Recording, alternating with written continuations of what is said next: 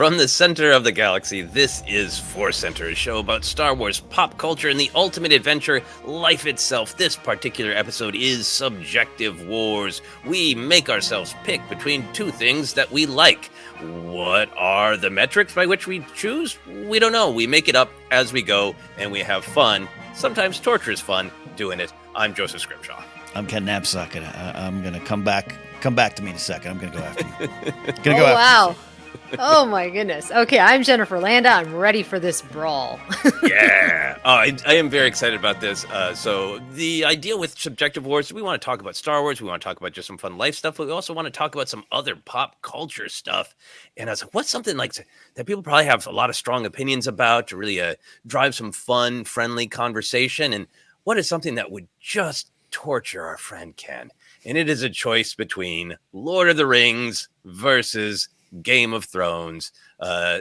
Ken is a person who purports to not really like fantasy, and yet he loves these two prime examples of fantasy with all of his heart. We're going to be talking about the screened adaptations, the famous Lord of the Rings films and the Game of Thrones television show.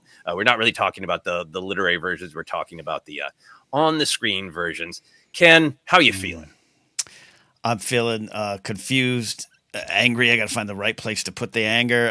When you had pitched Subjective Wars, it was, like I said, a concept that's not unfamiliar to the pop culture punishing world, but we're going to put our ForceCenter spin on it and have fun. And you're like, it's fun. X-Wing versus TIE Fighter, I got that. Sit or stand at a concert, and you're like, I think we need to ramp it up, which I agree. Let's ramp it up. Let's raise the stakes of the show.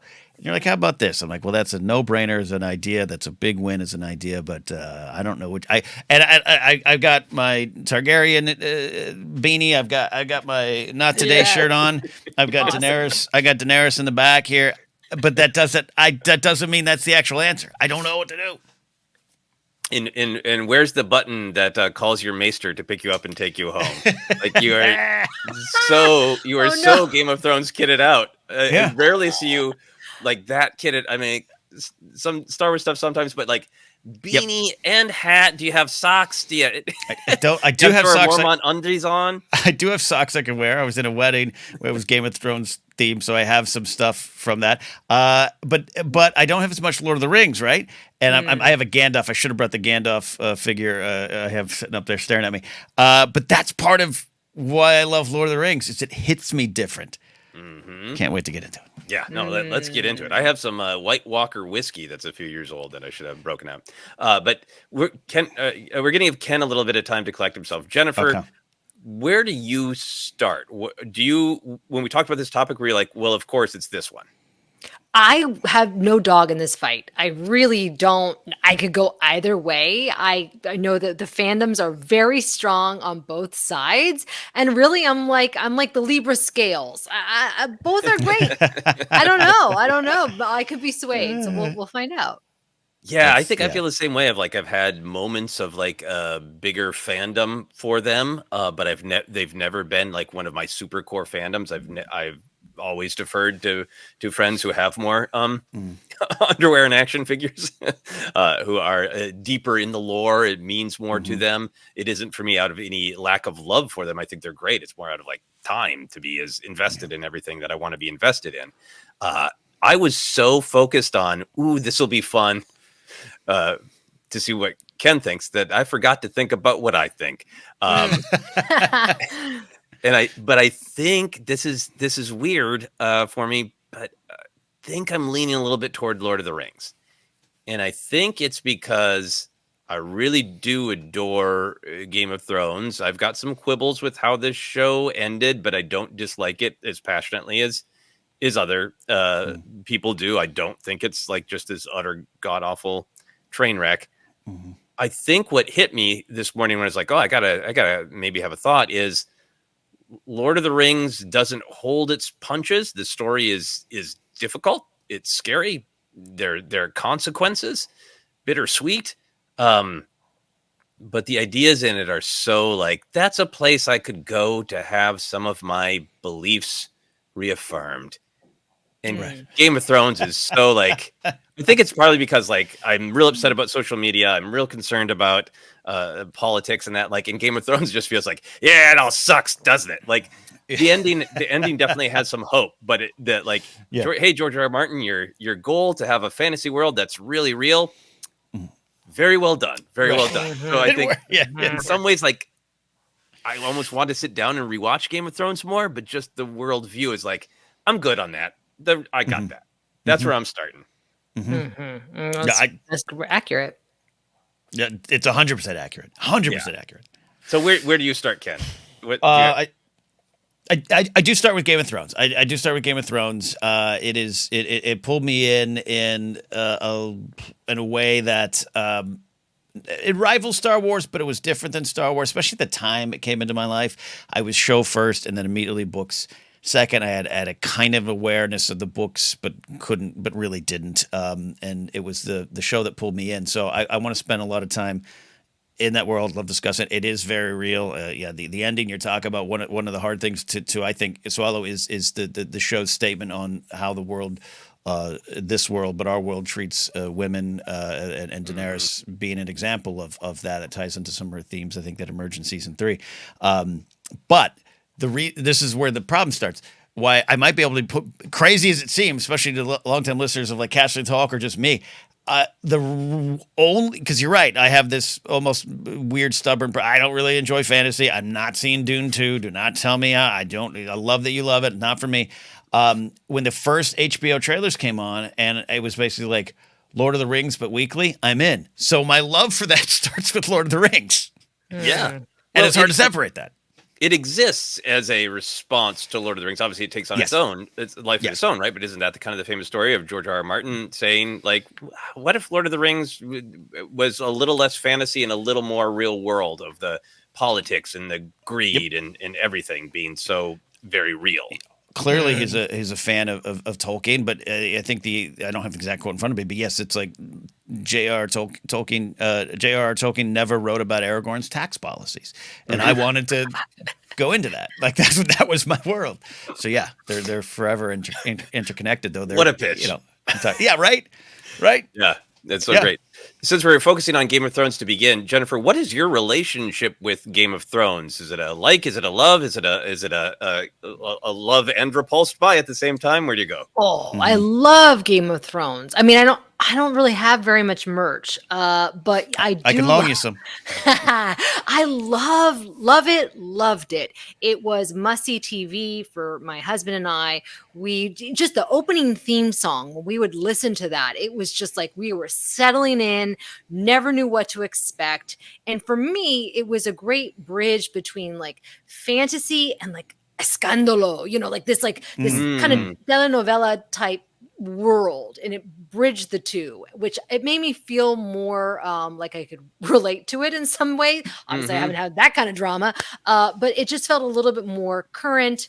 Whereas Lord of the Rings, for me personally, I always kind of felt like I was on the outside looking in. I had friends who were obsessed with it, but it didn't feel like I was welcome. Like it was challenging for me to read. I wanted to love it, but I just didn't feel like like the gates were up, and I never really learned how to get in. That's very interesting. Like obviously the Lord of the Rings movies were a big communal event, and you had plenty of people talking about but in the books and all that, which you could obviously get with Game of Thrones. But Game of Thrones was also just such a part. It came out at peak TV, prestige television, the trumpets of victory of the the nerd genre community riding high. There's something about it that felt very sort of welcoming of let's all watch our story. And I think for me, that's one of the big pulls of Game of Thrones as a television show is I was talking to a friend about the novels, which I haven't read, but I think the television show did a good job bringing this to the fold. Is George R. R. Martin is a master at just plot. Like obviously there's theme, obviously there's character, obviously there's world building, but there is just the literal mechanics of what is going to happen next. We're so successful at keeping you on the edge of your seat that I remember those early seasons of Game of Thrones, I had a lot of stress from life stuff and from working on theater stuff and that. And Game of Thrones was like the 1 hour a week where it's like I don't think about my own life at all because I'm Mhm. so leaning forward by what is going to happen next, who is going to do what to who's going to Mhm. live, who's going to die, is anyone going to respect Tyrion, and just moved by the power of the plot. Ken, how do you feel about how much the power of the plot is the strength of Game of Thrones? I think it's very much the strength, and you're right. And I'm not here to be snarky about a creator I love, but like George needs an editor, and George has written himself into many corners that I fear he'll never get out of. And I think that speaks to the victory of this adaptation. Yes, you're always going to have the book and blah blah blah. I don't know why people. Let me take it back. I understand why people, but even with Lord of the Rings, separate them. They're two entirely different things. And they should be different. We go off into Douglas Adams saying every time I retell Hitchhiker's Guide to the Galaxy, it needs to be a different version. The most controversial elements of the 2005 film, a lot of people in the fandom were like, no, he had put into it. It's the Trillian and Arthur love story. That was his idea because he was like, it should be different. So I don't know why but I get it. It comes from a point of passion. But quickly to wrap, but it is a plot because even Benioff and Weiss, and I'm more of a Weiss fan than a Benioff fan. They say there's no themes in our shows. We don't do themes, is their almost kind of pretentious quote. They're wrong because they're all the way through the show. Themes just kind of exist whether you want them to not, I believe. Yes. But it is plot driven, and that's what the machinations, the pulling in. Yeah, you're absolutely right. Versus, I think there's more of a spirit driving Lord of the Rings forward. Yeah, and I think in those early seasons, they painted the plot with a very fine brush. And that is my disagreement with those later seasons. Not actually what happens. They were painting faster with a broader brush, and it felt different. And we didn't have as much of those plot details. Is my take on that. So we spent a little bit of time talking about the love of Game of Thrones. Jennifer, what's your relationship with Lord of the Rings? What draws you to Lord of the Rings? I liked it, the movie, the movies. But here, normally I would have prepared. I would have watched them. I didn't have time. My husband often quotes them, and I'm like, I don't know. It happened, I think. I believe you. But what I do like about Lord of the Rings is the world that was created. It's a world, a real fantasy world of like moss covered cottages or like mystical magical things, and I'm really drawn to that. I like that aspect of it, and like you were saying, it feels more hopeful. It feels more in some ways, I don't want to say happy, but more optimistic, more innocence. Whereas Game of Thrones, I would never want to live there. I don't. That is like you're saying, it's too real. It's a little, and even to the extreme, right? It's like worst case scenario. So, but I do like the world of Lord of the Rings. I just don't know it as well. Yeah, when we get down to metrics of decision, if it's which world you want to live in, the Lord of the Rings for me is going to take it by miles and miles, by 111 miles. So got it. Yeah, you can't eat a chicken without being threatened with death in Game of Thrones. Like everything is a problem. Right. Yeah, I think what compels me about Lord of the Rings is it's hard to ignore that it just is ground zero for what we understand as fantasy now, taking all of these myths and ideas and characters and combining them into this thing that feels both totally unique and also much like Star Wars, kind of like there's such fundamental ideas in it, and I think a lot of them overlap with Star Wars. In terms of the screened version, Gollum is just such a triumph. The performance, the mix of sadness and comedy, and in year 2001 it can be identified 2002 by everybody saying "my precious" about everything. Yes. The cultural power. But I rewatched the movies a year and a half ago with my wife, and I just really loved it. I don't feel like it's entirely beats you over the head, but it's this idea that's powerful in Star Wars as well.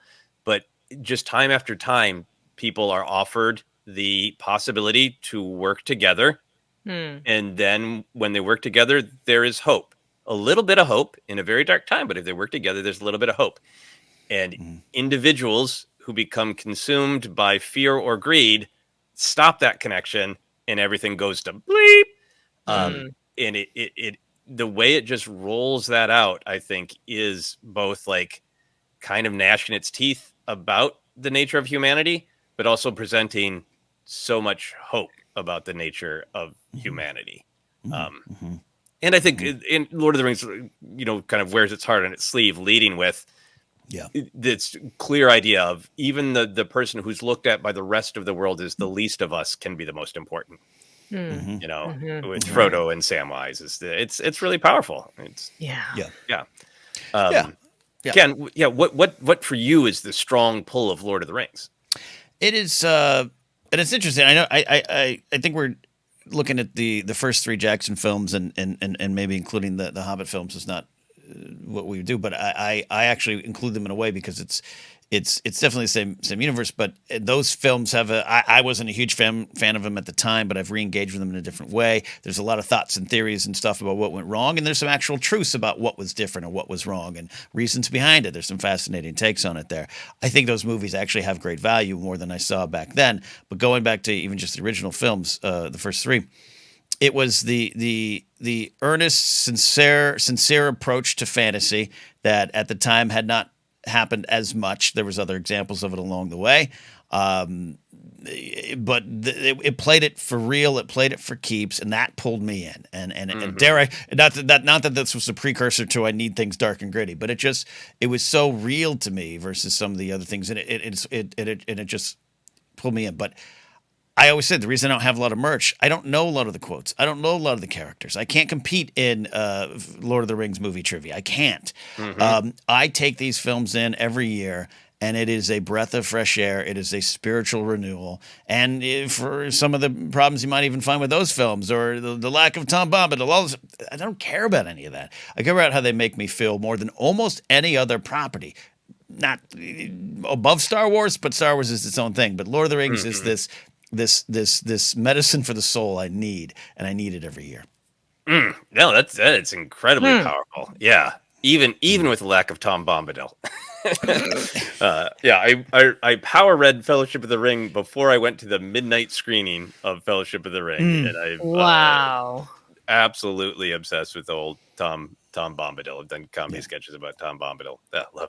There's a Jennifer, do you have such a love in Star Wars of sort of the weirder, wilder side of like characters and creatures?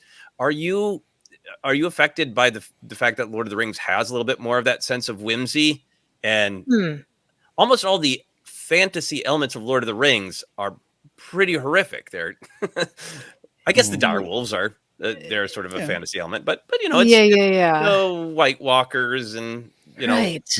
That's a good point. Dragons are basically treated as nuclear weapons that you can train. In Game of Thrones. So Game of Thrones has some of the fantasy is also harder edged, where Lord of the Rings offers a little bit more whimsy. Are you affected by that? Yeah, because I agree, but at the same time, I feel like with Game of Thrones, I felt more connected to it, because the dire wolves become like a dog, right? It feels like my pet, my doggy Mala. So I can understand that connection. The obviously not the White Walkers. I don't have any connection with the White Walkers, except they're just terrifying, right? But there's a lot of those, or even like the dragons, and again, like feeling that connection with an animal. It just feels very human, and so and like of our world. Whereas Lord of the Rings, it just felt very fantastical. It's like, wow, what a world. This is so beyond anything I could ever imagine. So it just feels so far removed from where we are. Yeah, that makes a lot of sense. It made it harder for me to, I think, connect with it in that way. Yeah. Okay. Yeah, Ken, you your relationship with fantasy, I think, is wanting, and you can tell me if I'm wrong, wanting to feel like the characters are real, the stakes are real, it's personal, it's not just kind of weird fantasy stuff. You want it, you want very grounded fantasy, and Lord of the Rings is incredibly well grounded, and in Game of Thrones is grounded. How do you feel about the fantasy elements in both of them? Because they're grounded, are you able to enjoy Gollum and the dragons and all that? Yeah, no, I love it. It just seems like it's it's unquestionably part of the world, and an old man with a magic staff and all that stuff. Just I've never questioned it, never had a problem with it. Game of Thrones, one of the strengths, and it's also an interesting challenge for some fans. I've worked with some folks. I hosted the Game of Thrones show on Screen Junkies years ago. Some of the panelists actually had this off and on air issue. They're like, I hate the magic bleep. I hate the magic bleep. I just want the politics, because the story of Game of Thrones is magic returning to the land slowly, right? It begins with something that hadn't happened for thousands of years, and no one believes it because it's all myth, fairy tale, and none of that magic's real. We don't have that here. And along the way, as the dragons return, everything return. Even Piat Pri in season 2, the House of the Undying and all that stuff with around Daenerys is like, oh, we got powers now because magic is back. And so I think as it slowly moves forward, I've had people drop off. They're like, oh, now there's dragons that are nah. I just want politics, which is an interesting take on it too. Yeah, I think that might affect my ultimate decision. We could talk about this for hours. We are on a little bit of a time crunch as we were recording, and we also want to keep these episodes bite-sized and fun. So let's head toward our final decision by figuring out what metrics we're possibly going to use. Jennifer, what metric are you leaning toward using for making this decision? I don't have a metric, but I do think I have my answer. I'm just working it out in my mind. Jennifer doesn't need no metrics. I don't need any metrics. I'm already there. Yeah, I'll tell you why. The first, now this is like a metric, but I think accessibility is really, really important thing to think about. How do people find these things? How did they come to it? And so, like I said before, like Lord of the Rings, I felt like there was already a huge fan base. People, like, they knew so much, and I just felt like, how do I dive into these deep waters, right? I can't hold a toe with these people who can know everything. Whereas Game of Thrones, it felt like, yes, I'd read one of the books, but it still felt all new to me. And I felt like it was a little bit more open to people in that sense. And so it's like a mixed drink, right? Whereas Lord of the Rings is like the straight shot. And in the Game of Thrones is more like the cocktail. What do you mean you have no metrics? This is the metric I'm going to use now for every decision. What cocktail is it like? That's beautiful. Yes. That's beautiful. Yeah, So you're saying just in terms of like absorbing sheer nerdery knowledge. Like what Lord of the Ken's Rings is like saying. just putting back hard whiskey. Rotten gut whiskey. Got it. And there's so many, like, the names are, I mean, obviously Targaryen, like there's weird names in Game of Thrones, but I can, like, I don't know, Sure.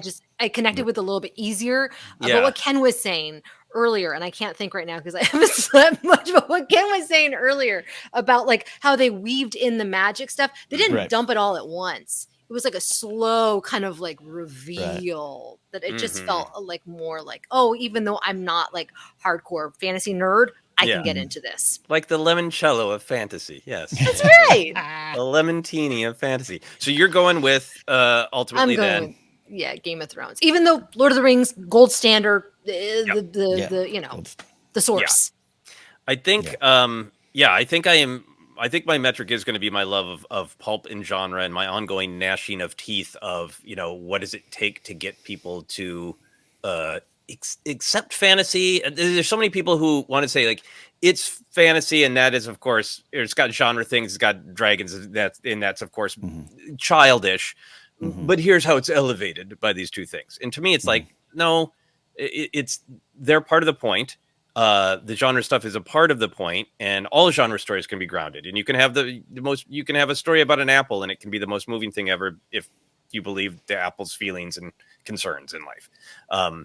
So I think I'm going to ultimately make my decision based on genre. I am moved by Game of Thrones having this wonderful story that is basically kind of a story about how people talk about fantasy of like, it's not real. It's not real. And like, that's one of the things that hooked me is like, man, this feels like fights I've had with people about TV shows I like. Like, you're going to find out that fantasy is real when it walks on your face. Everybody in King's Landing, it's marching toward you. You're not going to be able to get away with it.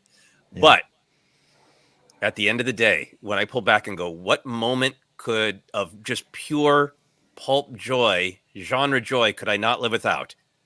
I could not live without seeing the Ents rise up and just kick people across the screen. So I'm giving it to Lord of the Rings just for the ends. That's one of my favorite chill-inducing moments. Is it's the last March of the Ents, and Treebeard coming out of the forest. Oh my God, that's one of the best moments ever. It's Both one of the best these moments ever. series are about climate change. Like you done mess with nature, and the White Walkers are coming, and the Ents are coming, and yeah. Anyway, so we got one for Game of Thrones, one for Lord of the Rings, and Ken, we had to do it to you. We had to make you decide. It's truly up in the air, and that now we would be remiss if we didn't shout out one of our ForceCenter friends, a longtime listener who worked on the Lord of the Rings films, worked on the Hobbit films over there at Weta for years, Daniel Falconer, who the first time he reached out to me, I was like, that ain't your name, sport. That ain't your name, Daniel Falconer, and you live in New Zealand and you work on these films. Stop that. Not only is he real, he is a wonderful human being. I've hung out with him a few times in LA and San Diego, and love great stories on these films. So I want to acknowledge that. Tip the cap to Daniel and the team and everyone who made these beautiful movies that are world changing. We only have Game of Thrones on TV because of Lord of the Rings. At the end of the day, I do hold through to Game of Thrones because when I need that shot of adrenaline, the shot of hope, I do go to Lord of the Rings. But the show Game of Thrones, all the things, the ups and downs, forget all the debate around the show. What's in the show has been one of the things that's changed me. How I've engaged with the show has changed over the years, and now I go back and look at it differently. And moments that I used to have on T-shirts, power is power. Now I'm like, this is part of the downfall of Cersei, not something to be held up. Tywin Lannister to me is the character who is most right by the rules of the world, and I used to wear that as a C because he's kind of cool. Now I'm like, and that's why he's a villain, right? Like, and I pulled That's why more. he dies on a toilet. Yeah, Dies on a toilet Yeah. because Oh, the one thing he couldn't control was his family that he refused to love. You know, it's like all these.